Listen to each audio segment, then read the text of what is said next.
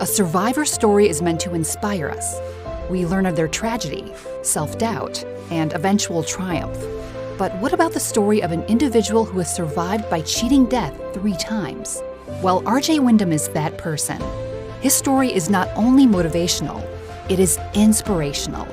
Through the Patient to Patient podcast, you will be captivated and taken on a real survival adventure, meeting global experts and cancer survivors just like you, where no topic is out of bounds. Now, your host, 𝐥𝐤𝐤𝐿. Welcome to Season 1, Episode 8 of the Patient and Patient podcast. I'm your host, 𝐥𝐤𝐤𝐿, and for today's adventure, you and I are going to travel first to the United Kingdom, then turn around and travel to the United States for one patient's amazing adventure. Today, I'm going to introduce you to fellow patient and fellow survivor, Alex Lamb. Enjoy the episode.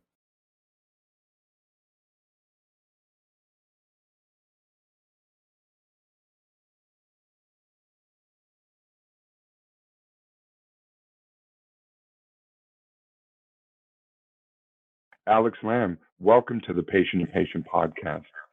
It's a pleasure to be with you. Well, you have quite the adventure, my friend. So maybe what we can do is maybe we can get started since this podcast goes to all 7 continents.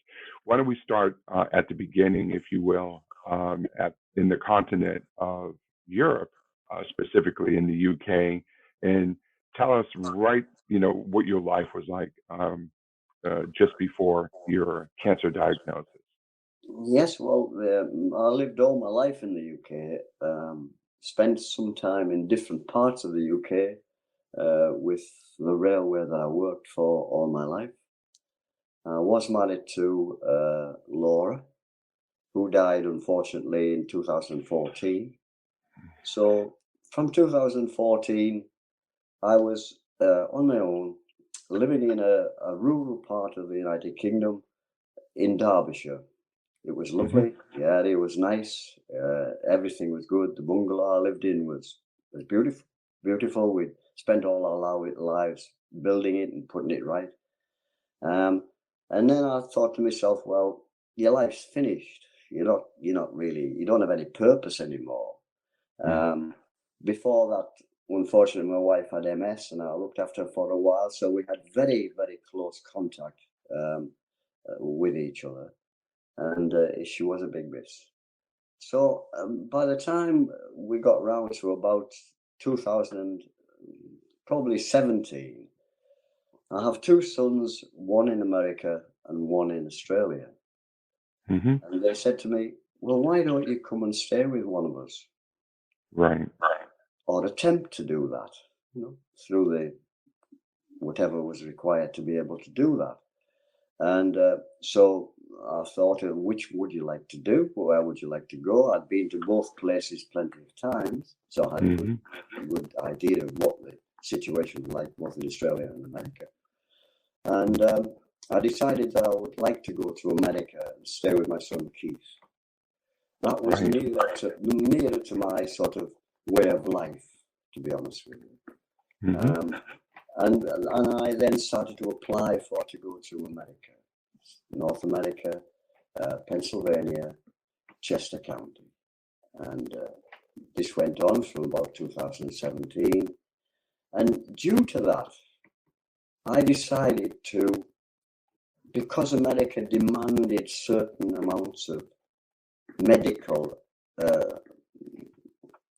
sort of insurance, they ask you to do all sorts of things, make sure you're fit, take certain injections, you can't get in unless you do that. So I started on that road of doing everything I possibly could to assist to get into America through the NHS. Of course, when I went to the NHS and told them that, they said, oh no, you can't do that, you pay for it. So that of course, yeah. So I then went ahead with it and did all the tests, got all the injections. And one of the tests was a prostate test, a blood test to start with, A PSA, correct? PSA, correct. Yeah, that's right. And for many years, I had blood tests, and they were always round about the 2.5, 3.5. Nobody seemed too worried about that. That was, as a layman, that was what I thought was okay. So when I went for a blood test this time, they asked me to go back because the PSA had suddenly jumped from about 2.5, 3.5 to 9.5. Mm. And the next test, of course, was the physical test, which is perhaps men don't like it, but it's a test that can be done by a doctor, and they actually feel the side of your prostate.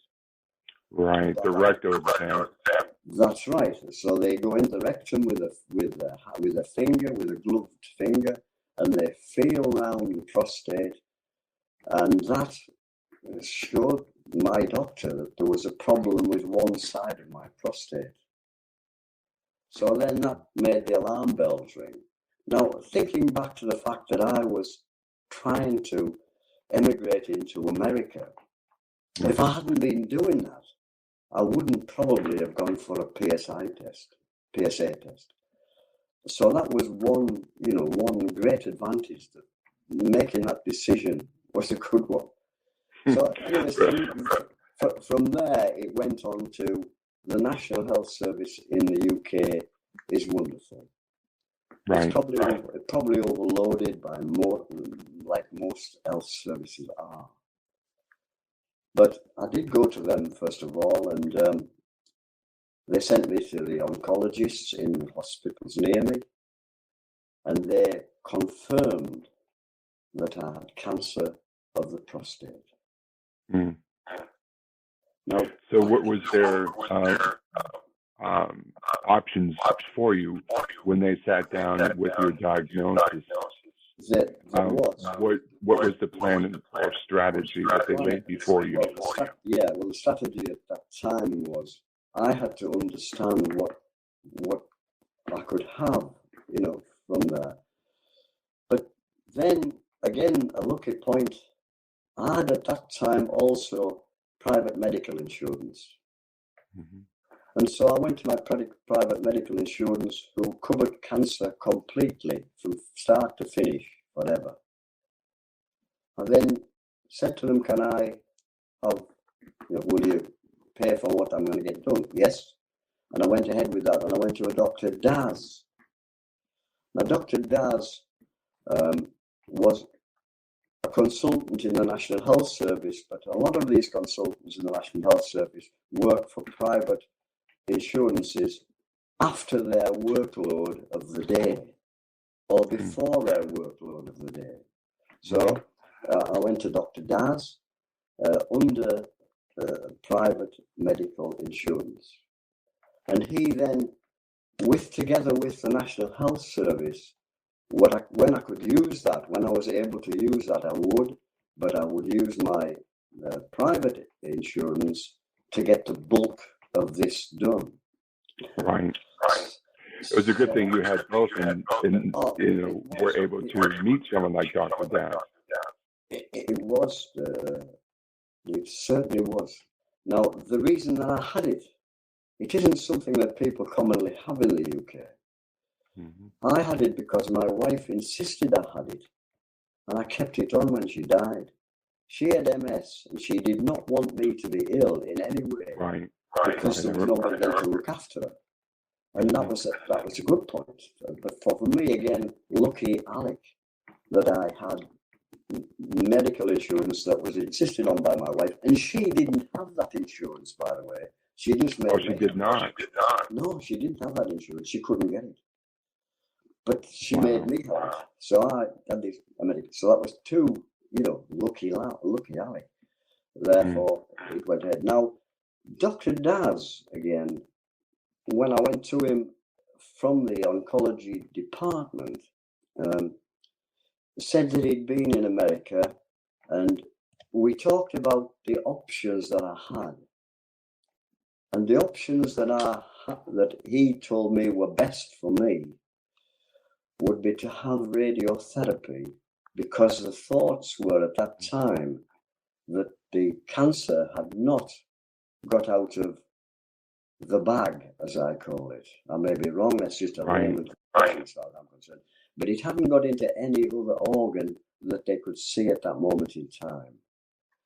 Did they ever offer surgery like a prostatectomy, or was that not something that was discussed? That there were all of the types of correction were talked about, but the one that he suggested would be for me would not be surgery, but it would be radiotherapy. And of course, there is the drug, there's the knife, and there's radiotherapy. And again, people worry about different aspects of those sort of into our bodies. So at that time, then I thought about it, and I could have gone for surgery if I'd wanted it, but he said, "I'm advising you, Alec, that this you would be good with radiotherapy." Perfect. So I decided to do that. And you were active at that time. You did several things, from what I understand. You karate, yoga, running. You were active prior to this, correct? All of these things, that is correct. I had cut down on the karate at that time, one partly due to age, and I had achieved what I wanted to do anyways at that time, but I still did all katas on a regular basis after running, just as a down training exercise. And I think the fitness part of my life, the running and the walking and the martial arts, that was a good aspect. That helped me as well. It really did. Psychologically as well, it always helped me when I was. And see, that's such an important key for patients like you and I, and now survivors like you and I. People understand everything leading up to surgery and what's required mentally for that. But what doesn't get discussed a lot is the Herculean task of recovery. And sometimes it takes another cancer survivor and cancer patient for us to understand that for each other. There's no question in my mind that you need to, even if you haven't done it before, to think of something that you would like to do, running, walking, whatever, swimming, all the good things that you can do easily in life without a lot of expense, to do it, even when you're having the operations, or when you finish the operations, when you possibly can. That to me was the answer to it, RJ. It really was. So at that point, then it was I decided that I would get the radiotherapy, and because Dr. Daz had been in this country, which I am now in America, and I am an American. Okay, so we're now in America, or are you still in the UK? I at the moment live in America. I'm a No. I mean, up until this point, were you doing the radiotherapy? I still lived in the UK, in my bungalow. Okay. It hadn't been sold. All was in motion, by the way, at the same time. I was doing all these examinations to get into the US. My bungalow was up for sale. All was happening around me, and I had this problem. That's a lot of stress. It was, yeah, and I was happy that I was on my own. I wasn't bothering anybody else. My two sons were miles away, 4,000, 15,000, whatever you'd like to say they were. But I can't go by telephone. That's okay. But I found that was okay on my own. I could manage myself. Now, at that stage, Dr. Daz had been in America, and he'd discovered that there was a stuff you could use. I call it stuff. It was it's called space AOR. And what happens, he said, and I was, I think, the 10th person or the 11th person in the United Kingdom to have this carried out in my procedure. And this was to inject a glue-like substance round the prostate to fill in against any other organ that the prostate leaned against, such as the bladder and other organs, the back passage, and some other organs as well, which, you know, didn't come to mind at the time. So Right. he said to me, Alex, there's an opportunity for you to try this. It's still not, except it isn't being passed as okay in the UK. But he says we've had at least 10 people have tried it and it's worked out perfect for everyone. Well, I said, well, let's have a go at that then. So we decided that we would have the radiotherapy, and the radiotherapy went with this space OR treatment that went round the prostate and protected against some of the downsides of having radiotherapy, which are Right. So just so I can explain the procedure to everyone at home, space OR is a hydrogel, and it's injected into you. And it acts, I said it as a shock absorber, like on a car, but it was actually explained to me by a surgeon who performs this on a regular basis as pillows that protect from any bad outcome in the surgery, whether it's from the rectum and so forth. And it's actually quite safe. Yeah. And again, for me to get that opportunity, being the 10th or the 11th person in the UK, and the reason that he wanted me to have it, I think, there was other reasons that they wanted me to do it, because it would propagate the fact that should this be used on a general scale in the National Health Service, and at the end of the day, to cut a long story short, it was used and is used now, and there'll be 40 or 50,000 people will have had that space OR put into their bodies ready for the radiotherapy. Right, all because of you and the people before you. Well, I would like to think so. Yeah, I would like to think that would help, because it worked out very well indeed for me. It did. Ah, fantastic. So at that stage, then I was given the opportunity to go to a private hospital not too far away from where I lived. I was very lucky with my insurance people. They even send a taxi every day to pick me up at the same time, because I had to have 38 radiotherapy treatments of 10 minutes each. Wow. Now, 38? 38 of them, yeah. And oh my goodness, what was that like? There was no bother at all. When I say no bother at all, I can explain little things that happened that were quickly corrected. But before that, when you decide to do this, there is also some injections that you have of hormones together with it. Now, hormones injection, I used to laugh, because they would say, well, these are female hormones you get, of course. And I said, well, yeah, well, you wouldn't expect anything else, really, would I? You know, because they can do everything. So you can have these hormone injections, which again can be uncomfortable, but they're in the side of your stomach, and they do them on different sides. And I think I got about 3 or 4 of these over a 3-month period. I don't know the technicalities of why that was needed. I can't explain that, but that's what I had. Of course. The other thing that I had was that when you decide on radiotherapy, that they have to be exactly pinpoint the area of the cancer for their machines to be able to zoom in and get that point exactly to. And they did this via ultrasound? They did, yeah, ultrasound, and I had a number of other things, such as biopsies taken. I had 36 biopsies taken. My goodness. And again, people might think, well, biopsies are little bits of the prostate taken away. Yes, that's right. And it's in a sort of a bullseye, sort of circular thing that they do. And it's an operation. And you are in an uncomfortable position when you start off, but you go to sleep. And when you wake up, there's very little uncomfortableness. It's in the area that is quite sensitive to men, in that area between the rectum and the penis.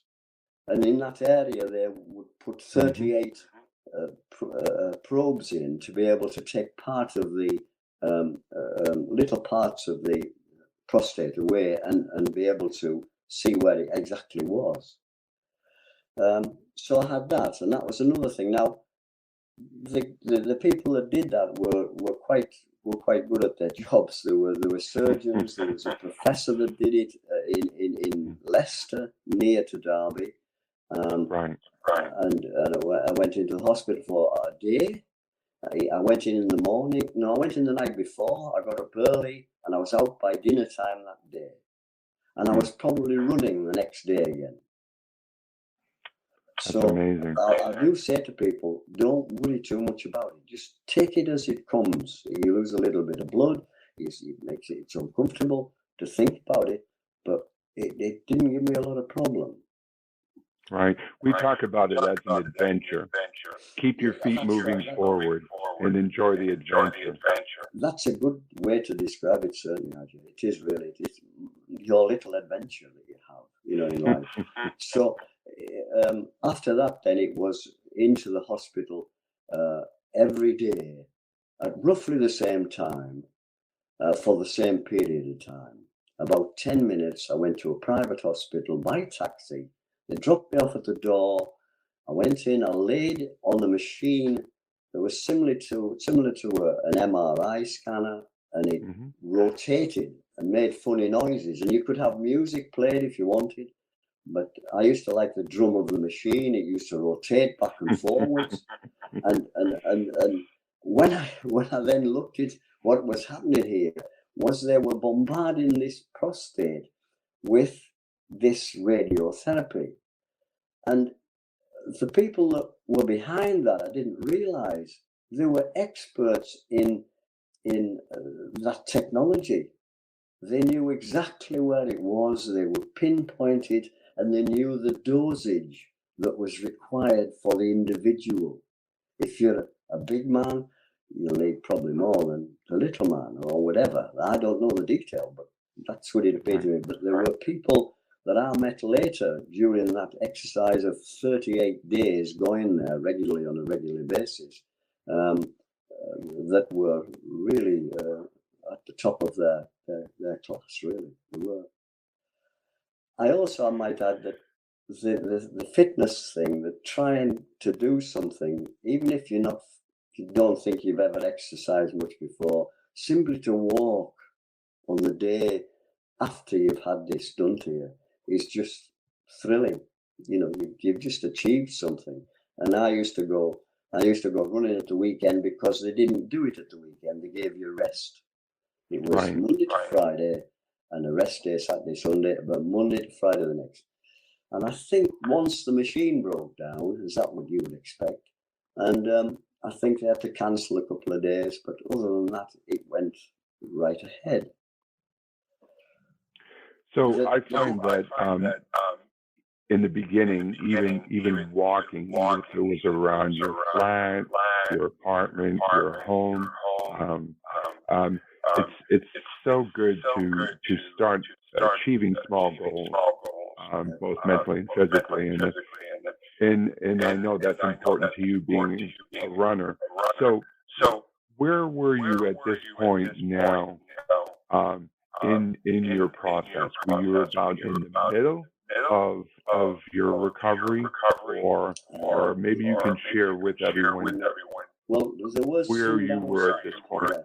This isn't just you just don't go there and you get this zapped, as I called it, 38 times and everything's okay.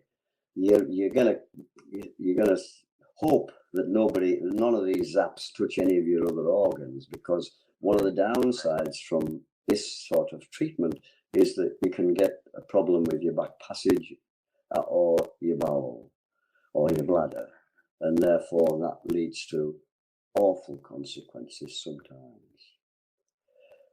I was very lucky again, and I didn't have any of that damage. But about the 9th day, when I'd had this radiotherapy, I got a pain down one side of my body, down the left side.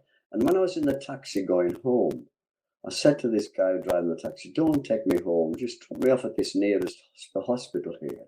So I went into the hospital, I booked in, but by the time I'd got through, there was a lot of people there. By the time I got through to there, the pain had gone. And I explained to them what was happening to me. And they were quite happy with that I'd come in and I would go away and have no treatment whatsoever. The pain had gone. I was okay. I could pass urine. I went back the next day and had this treatment again, the 10 minutes of radiotherapy in this machine that was rotating around and zapping me for 10 minutes.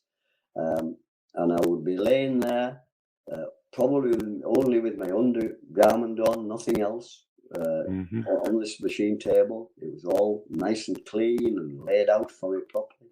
People were in attendance asking me if I was okay, making me sure I wasn't unhappy, being frightened by any of this machine. It was great. So the next day I went back and had the same thing. And when I got the pain again in the taxi, I said, drop me off again at the hospital. So I went to the hospital this time. They then transferred me to another hospital near to Derby, where I lived, nearer to Derby.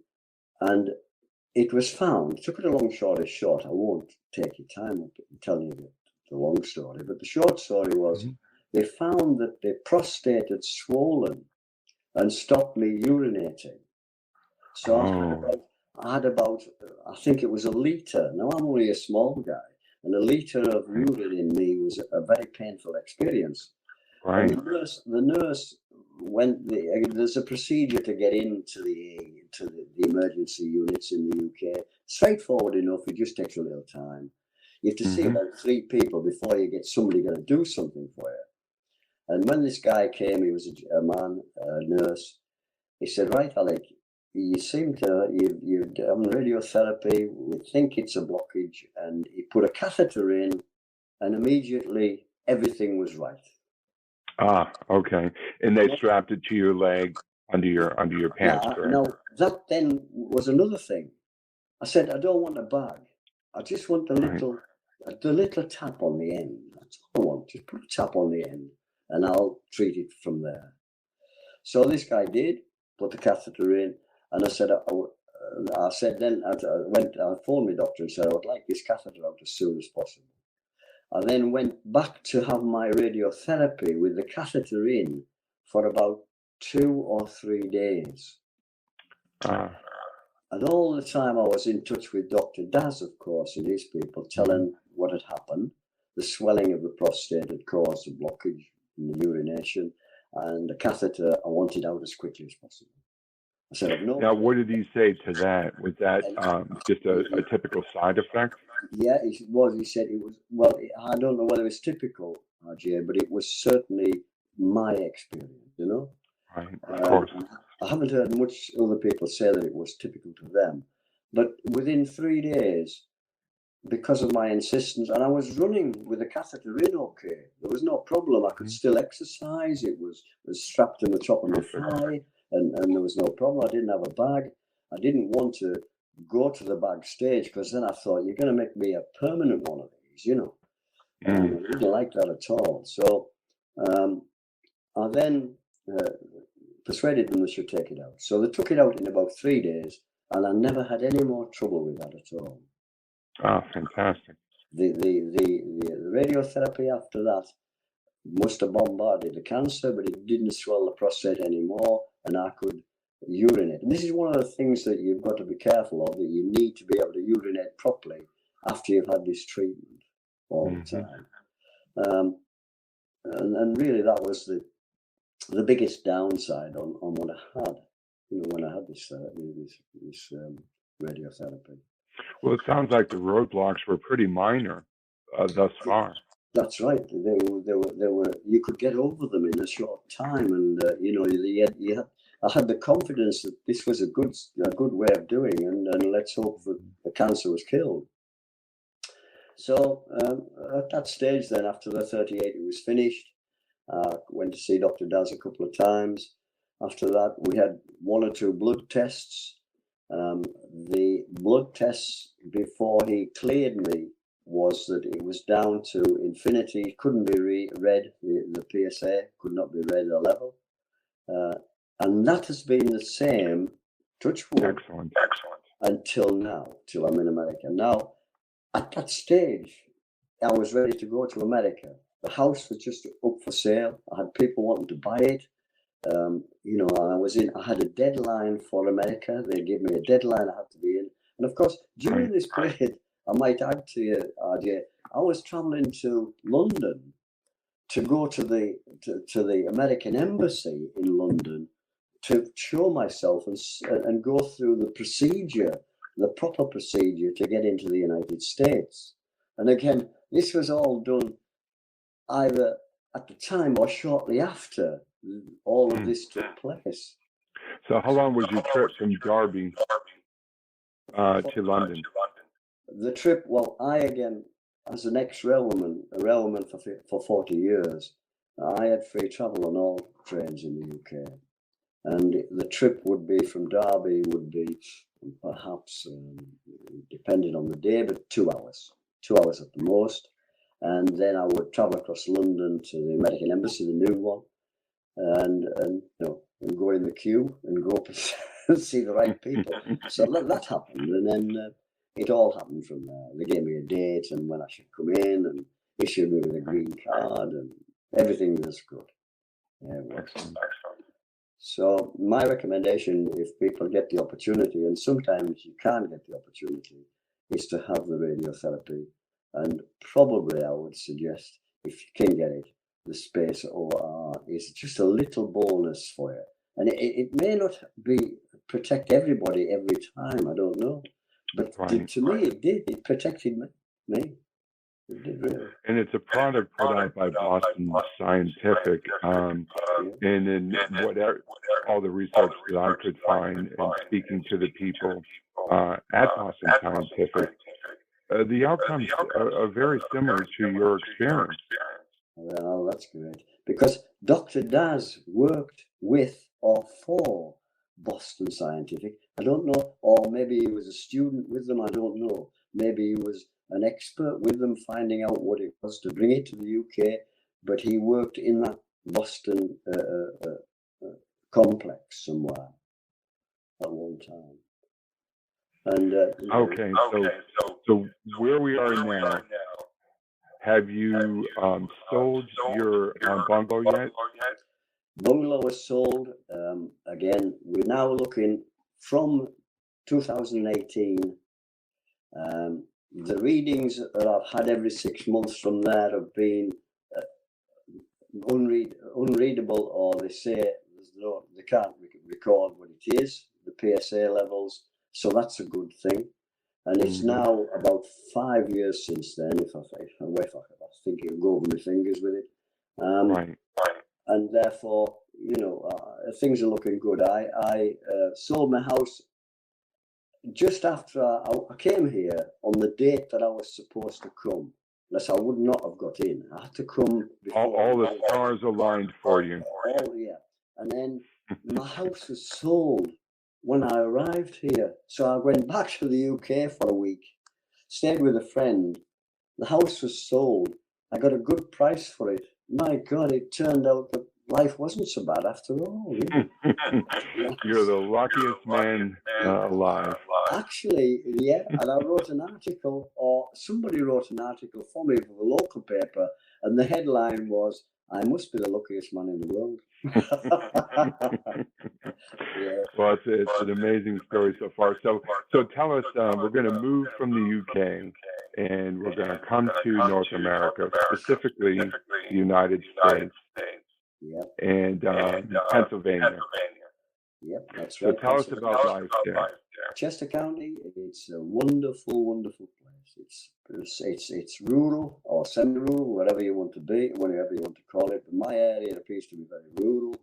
My son has a nice house and an adequate space for me. And my son and the family, I have a family of 3 grandchildren here.